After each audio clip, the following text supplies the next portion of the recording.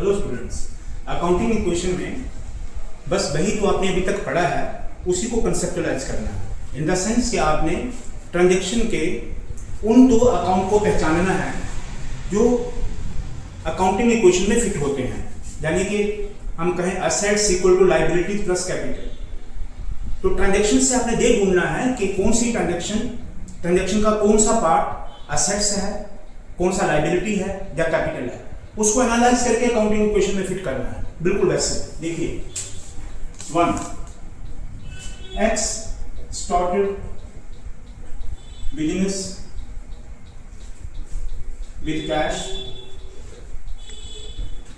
and stock worth rupees.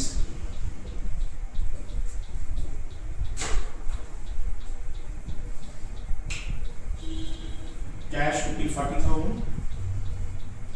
and stock worth rupees 60,000. आप इसी को एनालाइज करके देखिए तो बिजनेस को क्या मिला है, but owner contributed to the business is, उसने दिया बिजनेस को कैश। तो कैश का नेचर एसेट है, ये आपको पता है, ये एसेट है। और क्या दिया, स्टॉक भी एसेट है। तो आप एनालाइज करेंगे ऐसे, बिजनेस को कैश मिला, कैश का नेचर एसेट है, ये बढ़ गया। बिजनेस को कैश मिला तो बढ़ गया, और उसको क्या मिला, स्टॉक बिजनेस को मिला, ये भी एसेट है, ये भी बढ़ गया। और कुल मिला के ये किसने कंट्रीब्यूट करा है, कैश और स्टॉक, ओनर ने, तो ओनर का कैपिटल बढ़ गया, दिस इज कैपिटल बढ़ गया। बस इसको लाइए इक्वेशन में, असेट के नीचे खोलिए कैश, स्टॉक, कितने से कैश बढ़ गया, कितना कैश लाया, 40,000, और 60,000 से स्टॉक बढ़ गया, 1 लाख से उसका कैपिटल बढ़ गया। इनको पुट करिए इक्वेशन में, cash 40,000, stock 60,000, capital 1 lakh. Verify करके देखिए कि असेट साइड आपकी लायबिलिटी प्लस कैपिटल के बराबर आ रही है, 40 plus 60 equal to 1 lakh. Now, second transaction, purchased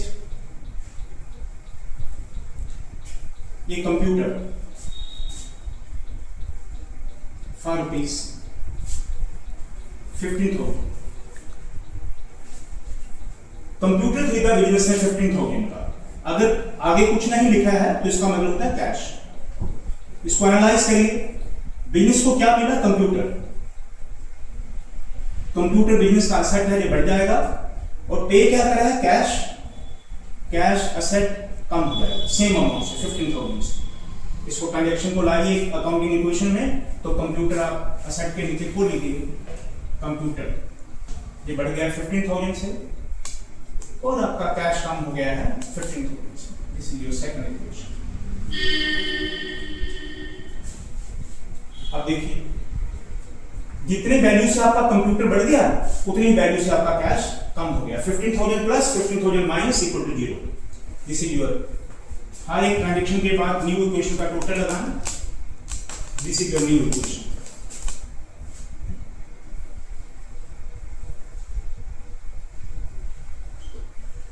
-15 25,000, this is 60,000, 15,000, 1 lakh। Third condition, purchase goods for rupees 10,000। आगे कुछ नहीं लिखा है तो इसका मतलब होता है कैश। इसको एनालाइज करें, गुड्स परचेज करेंगे तो गुड्स हमारी बढ़ जाएंगी। गुड्स क्या है, असेट, ये बढ़ जाएगा। और कैश पे करा तो कैश कम हो जाएगा, कैश असेट ये कम हो जाएगा सेम अमाउंट से, 10,000 से। तो आप देखिए आपकी स्टॉक द गुड एक ही बात है, गुड्स का है या स्टॉक का है। 10,000 से आपका स्टॉक बढ़ जाएगा और 10,000 से आपका कैश कम हो जाएगा। इसी दो new equation.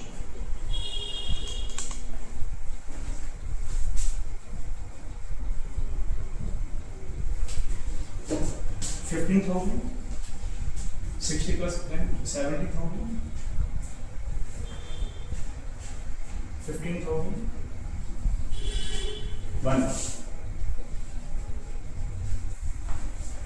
Fourth transaction, purchase goods for rupees 20,000 from Ram. अब इसमें मैंने नाम लिख दिया है. पहली ट्रांजेक्शन को इससे कंपेयर करके देखें, इसमें कुछ नहीं लिखा था, उसका मतलब था कैश. इसमें मैंने राम लिख दिया तो ये क्रेडिटर बन गया. जिससे हम उधार खरीदते हैं वो क्रेडिटर लायबिलिटी होता है. अब इसको एनालाइज करें तो बिजनेस को गुड्स मिलेगी 20,000 की. गुड्स यानी कि एसेट बढ़ गया है और राम क्रेडिटर बढ़ गया है. राम क्रेडिटर है तो क्रेडिटर लायबिलिटी के नीचे आ जाएगा. लायबिलिटी बढ़ गया है. 20,000 का गुड्स बढ़ गया तो 20,000 का क्रेडिटर बढ़ गया लायबिलिटी के नीचे.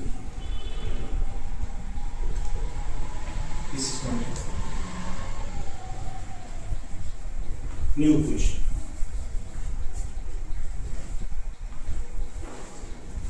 $15,000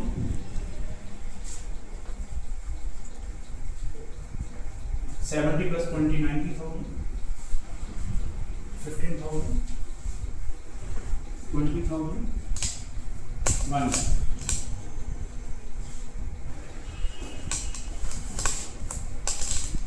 Fifth transaction, sold goods costing rupees 25,000 for रुपी 30,000.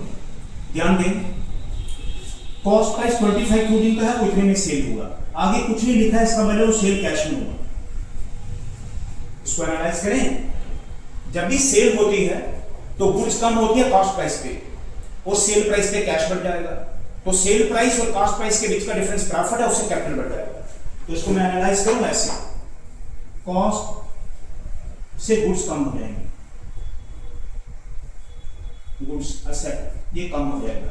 कितनी कॉस्ट है इसकी 25,000 और सेल कितने में करा 30,000, तो कैश आपका एसेट बढ़ जाएगा 30,000 से.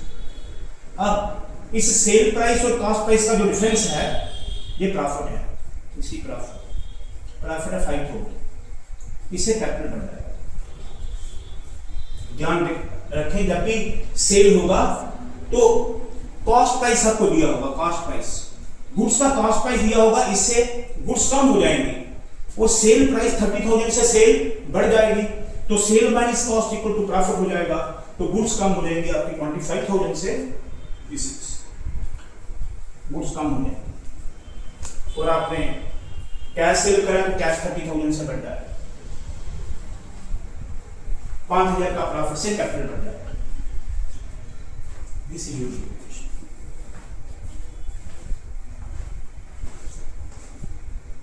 15 plus 30 45,000. This is 90 minus 25 65,000. 15,000 20,000 95,000. Now check it. जो left hand side should be the equal to the right hand side. आप इसका टोटल करिए. This is 1,25,000 equal to, see the total of both the sides 45,000. 15 plus 30 90 minus 25 65,000. 15 का 15 आ गया. 20,000 का 20. 1 lakh plus profit 5,000 का 1,05,000. No left hand side 1,25,000 equal to right hand side 1,25,000. To conclude it, left hand side equal to right hand side. Thank you.